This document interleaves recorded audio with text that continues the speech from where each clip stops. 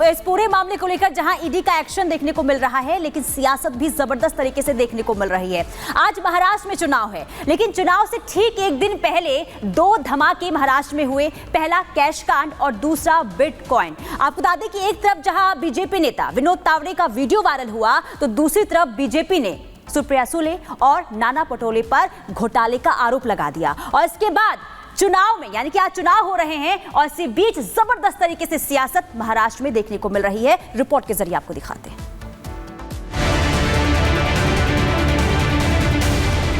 लगभग 235 करोड़ रुपए के घोटाले गबन इस चुनाव में खर्चे का पूरा ब्यौरा सामने आता है। झूठ झूठ झूठ झूठ झूठ, पांचों सवाल का झूठ है। बिटकॉइन टू कैश कांड, सियासत में संग्राम। ऑडियो अनजान, महाराष्ट्र में घमासान। आरोपों का शो, वोट की सो। इस बार महाराष्ट्र के सियासत में साम दाम दंड भेद, ये सभी दांवपेच देखने को मिले। बटेंगे तो कटेंगे का नारा गूंजा, तो एकता में ही सुरक्षा का दावा किया गया। पहले नोट कांड पर बवाल मचा, फिर बिटकॉइन कांड ने भूचाल ला दिया। मतदान से एक दिन पहले कैश कांड के खुलासे से महाराष्ट्र चुनाव में असर पड़ना तय है। बीजेपी ने दावा किया कि वोट जिहाद के लिए शरद पवार की पार्टी और कांग्रेस ने नोट जिहाद किया, और सबूत के तौर पर बीजेपी ने ऑडियो टेप भी जारी कर दिया। महाविकास अघाड़ी के कुछ आगे की पंक्ति के नेता, जिनमें सुप्रिया सुले जी का नाम है, जिनमें कांग्रेस पार्टी के अध्यक्ष नाना पटोले जी का नाम है, उनके द्वारा लगभग 235 करोड़ रुपए के घोटाले गबन और उस गबन के पैसे का इस चुनाव में खर्चे का पूरा ब्यौरा सामने आता है। बीजेपी के आरोपों को सुप्रिया ने निराधार बताते हुए सुधांशु त्रिवेदी को मानहानि का नोटिस भेज दिया।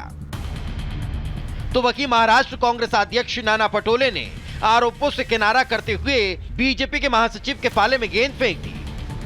सारे आरोप झूठ है। जिन्होंने की है उनको मैंने डिफेमेशन का नोटिस भेजा। मैंने साइबर क्राइम को कंप्लेन की है। वो सवाल, जहां बीजेपी चाहे उनकी जगह, वो जहां बुलाएंगे वो जगह, वो वक्त, वो प्लेटफॉर्म।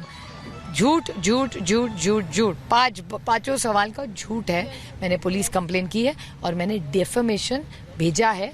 भारतीय जनता पार्टी के राष्ट्रीय महासचिव विनोद तावड़े ये पैसे बांटते हुए पकड़े गए। देवेंद्र फडणवीस के पीए रहे वाले वानखेड़े, जो आरवी विधानसभा से वर्धा से खड़े हैं, उनके गोदाम में दारू की बोतल मिली। तो दारू और पैसा बांटकर ये नोट का जिहाद करना चाहते हैं क्या, वोट मांगने के लिए? ये सवाल इस बहाने खड़ा हुआ है। बिटकॉइन मामले में बीजेपी के महासचिव तावड़े का नाम क्या आया? सियासी संग्राम छिड़ गया। तावड़े के साथ बीजेपी आग बबूला हो गई और सामने आकर मामले में सफाई दी। जिस प्रकार से हम देख रहे हैं, और मैं भी अभी मीडिया में देख रहा था, तो ये कोई 50 करोड़, 100 करोड़, 150 करोड़ का विषय नहीं है। अभी तक जितना खुलासा हुआ है, ऐसा प्रतीत होता है मानो 235 करोड़ के आसपास का विषय है। पूरा विषय आप सब जानते हैं, विदित है। इलेक्शन कमीशन पुलिस ने पूरी छानबीन वहां की। मेरे पास, मेरे बैग में, मेरे गाड़ी में, मेरे बैग था ही नहीं, गाड़ी में मेरे पास कुछ पैसा मिला नहीं। तो मेरा भी राहुल जी और सुप्रिया सुले जी से नम्र विनती है कि आपने जो 5 करोड़ मेरे पास देखे, वो मेरे पास थे नहीं, तो वो आपके पास आए होंगे, तो मुझे प्लीज भेज देना हो आप। वोट और नोट जिहाद के बीच छिड़ी जंग अब गंभीर हो चली है।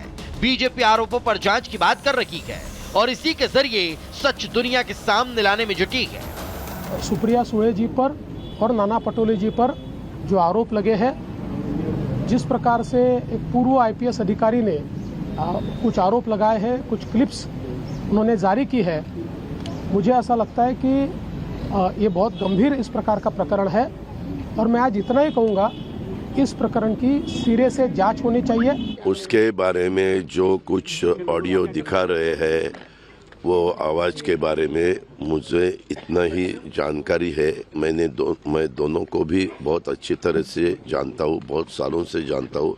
उनका बोलने का टोन, उनका आवाज़, दोनों का वही है। अभी इसके बारे में इंक्वायरी हो जाएगी। इंक्वायरी होने के बाद पता चलेगा कौन है, क्या है, इसके पीछे सच राज क्या है वो पता चलेगा। नोट कांड को लेकर दोनों पक्षों के अपने अपने दावे हैं, लेकिन सच है कि अब जांच होगी तो सारे राज खुलकर सामने आएंगे और जो गलत होंगे वो चुनाव आयोग के हाथ धरे जाएंगे। Bureau report, Republic Bharat. और इस वक्त बड़ी खबर वोट जिहाद से जुड़ी हुई आ रही है। इस मामले में एक शख्स को हिरासत में लिया गया है। मोहम्मद शफीज का नाम बताया जा रहा है। खुद किरीट सोमैया ने ट्वीट किया है और ये बताया है कैसे इस शख्स को हिरासत में लिया गया है। बड़ी खबर इस वक्त आपको बता रहे हैं, वोट जिहाद केस में एक शख्स को हिरासत में लिया गया है, एक आरोपी को हिरासत में लिया गया है। अब इसके जरिए तमाम वो सच शायद सामने आएंगे कि कहां किसके कहने पर ये सब कुछ किया गया था।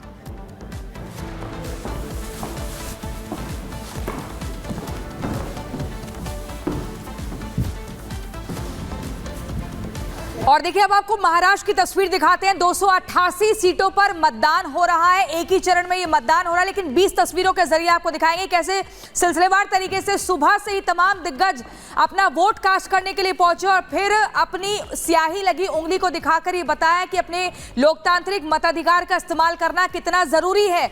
मोहन भागवत से लेकर एकनाथ शिंदे, देवेंद्र फडणवीस से लेकर पीयूष गोयल और जेनेलिया देशमुख, रितेश देशमुख, तमाम बॉलीवुड और आपको बता दें राजनीतिक गलियारों से भी बड़े बड़े दिग्गज पहुंचे, अपने मताधिकार का इस्तेमाल किया, मतदान किया और फिर जलपान।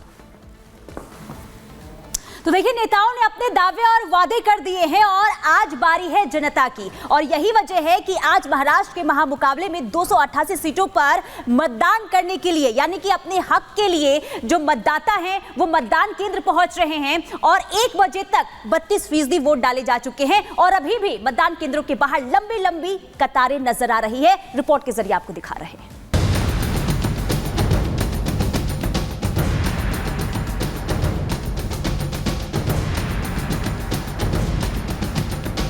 महाराष्ट्र में विधानसभा की 288 सीटों के लिए मतदान जारी है। आम जनता के साथ साथ दिग्गज भी सुबह से अपने मताधिकार का इस्तेमाल कर रहे हैं। राज्यपाल, केंद्रीय मंत्री, संघ प्रमुख सभी ने अपने लोकतंत्र के इस पर्व में हिस्सा लिया। प्रजातंत्र में मतदान नागरिकों का कर्तव्य है और नागरिक कर्तव्यों को प्रत्येक नागरिक ने करना चाहिए। नेताओं ने लोगों से अपील की कि वो घर से बाहर निकले और अपने मताधिकार का इस्तेमाल कर इस पर्व के साक्षी बने। सबने वोटिंग करना चाहिए। लोकतंत्र में वोटिंग करना ये हमारा मूलभूत अधिकार है और हमको वोट किसी भी स्थिति में करना चाहिए। यही मैं जनता से अपील करूंगा और ज़्यादा से ज़्यादा परसेंटेज में वोटिंग करें और लोकतंत्र को मजबूत करें। मैं उत्तर मुंबई की 6 सीटों पर किस प्रकार से लोग बाहर उतर रहे हैं, कैसा रिस्पांस है, देख रहा था और मुझे खुशी है कि भारी संख्या में लोग बाहर आए हैं, अपना वोट डालने के लिए उत्सुक हैं, अपना अधिकार, अपनी जिम्मेदारी का पालन कर रहे हैं। सिर्फ राजनेता ही नहीं, क्रिकेटर और अभिनेताओं ने भी मतदान में बढ़ चढ़कर हिस्सा लिया और इस चुनाव के साक्षी बने। आइए वोट कीजिए, ये हमारी एक रिस्पॉन्सिबिलिटी है। ECI का मैं आइकन हूँ, तो बहुत समय से मैं यही कह रहा हूँ, लोगों को यही दरख्वास्त कर रहा हूँ कि आइए वोट कीजिए, हमारी रिस्पॉन्सिबिलिटी है। यहाँ फैसिलिटीज़ भी अच्छी है और जैसे कि मैंने अभी कहा कि सारे ऑर्गेनाइजर्स ने यहाँ पे अच्छी फैसिलिटीज़ की है।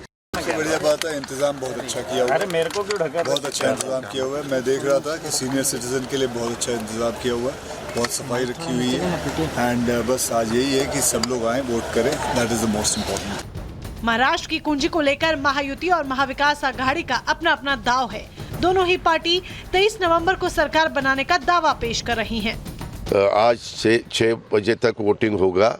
हमें पूरा भरोसा है हमारी लाडली बहनों के ऊपर, वो हमें वोट देंगे।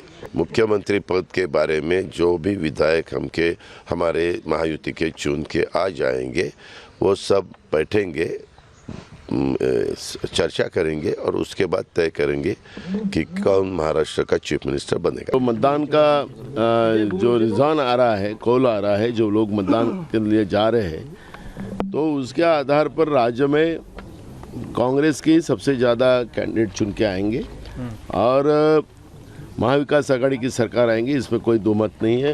ये काले पत्थर पे सफेद लकीर है।